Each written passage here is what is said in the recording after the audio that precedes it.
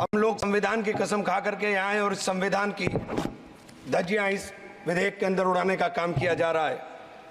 Article 15 के अंदर धर्म, नस्ल, जाति, लिंग, जन्म स्थान के आधार पर भेदभाव करने को, मान्यवर, मैं आपकी हंसी को समझ रहा हूं, लेकिन ये बहुत गंभीर और महत्वपूर्ण विषय है। अभी हमारे माननीय सदस्य कह रहे थे कि मंदिर और मस्जिद के मसलों में फ़र्क नहीं कर पा रहे। मैं बताना चाहता हूं, वक्फ बोर्ड मस्जिदों का प्रबंधन करने का काम करता है। माननीय अध्यक्ष जी, मैं वक्फ संशोधन विधेयक 2024 को विरोध करता हूं। मान्यवर, हम लोग संविधान की कसम खा करके यहाँ आए और इस संविधान की धज्जियां इस विधेयक के अंदर उड़ाने का काम किया जा रहा है। आर्टिकल 15 के अंदर धर्म, नस्ल, जाति, लिंग, जन्म स्थान के आधार पर भेदभाव करने को, मान्यवर, मैं आपकी हंसी को समझ रहा हूं, लेकिन